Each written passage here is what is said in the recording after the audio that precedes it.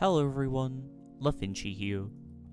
In this video, we will be exploring a timeline where the Breton nation remains independent from France. In our timeline, Brittany had existed as an independent entity separate from French rule since the migration of the Britons from Great Britain starting in the 4th century, but had come under the influence of the French crown.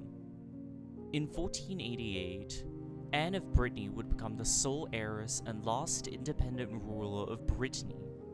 Determined to protect the sovereignty of her duchy, she planned a marriage with the then current Holy Roman Emperor, Maximilian I in 1490.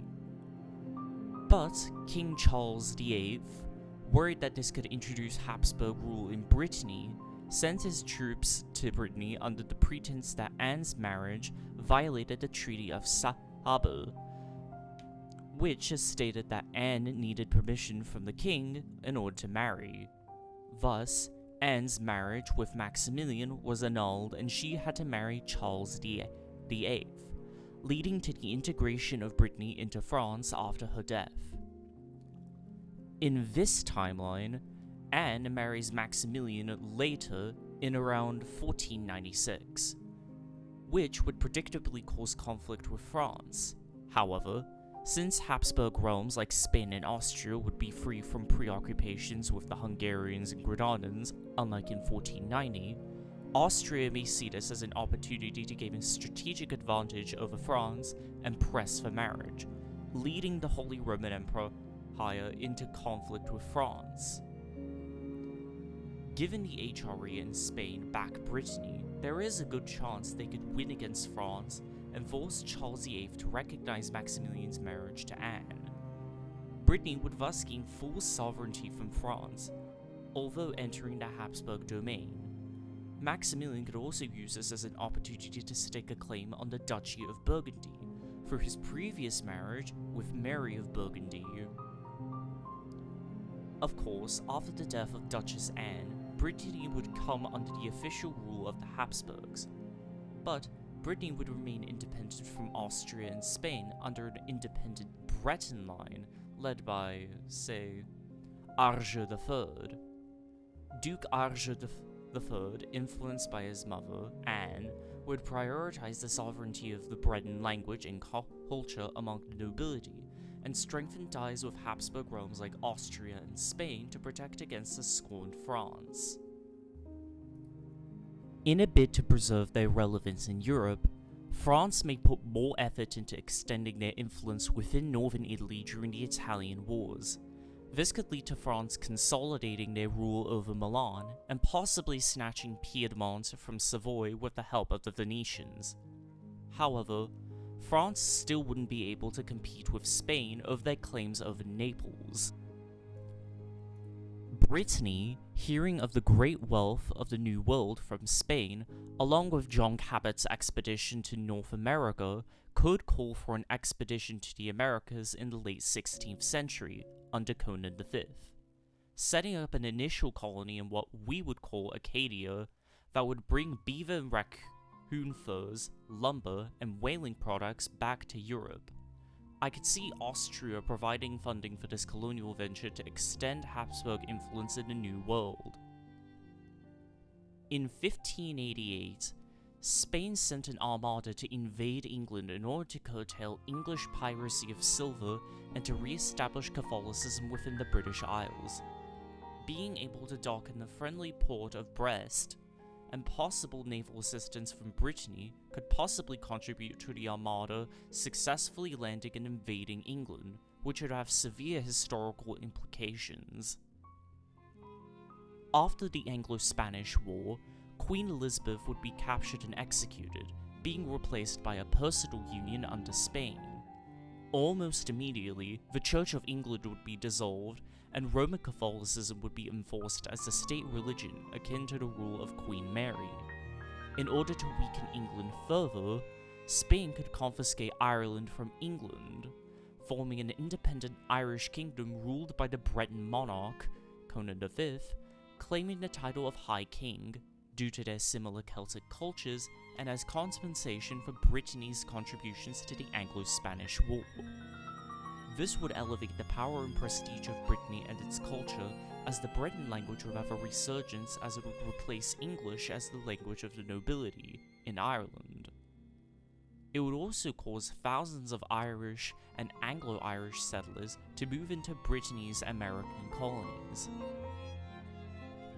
Spain likely wouldn't be able to hold on to England for long, as many English Protestants would be hostile to Habsburg Spanish rule and the enforcement of the Inquisition, much like the Netherlands, leading to a separate English revolt to occur, supported by the Dutch and the French, since they likely wouldn't want to be surrounded by Habsburg Powers.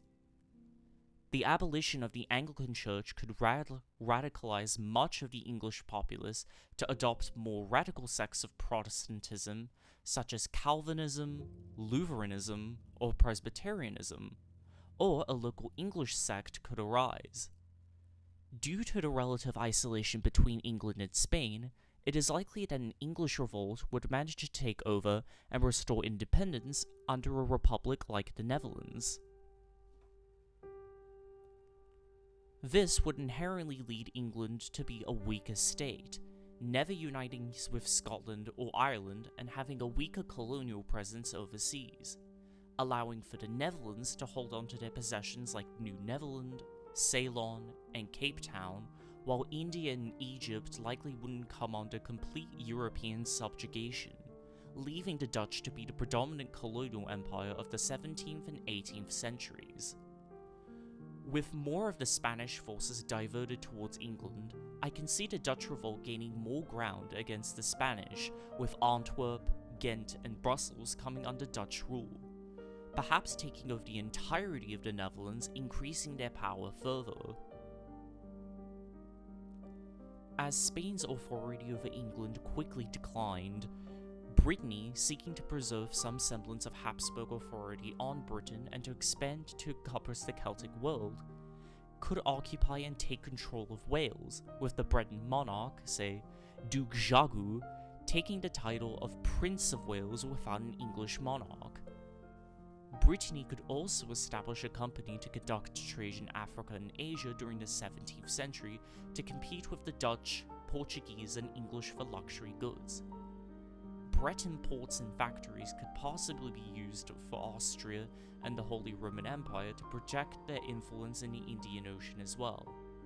However, Brittany would remain a minor power, unable to challenge Dutch hegemony over the Indian Ocean.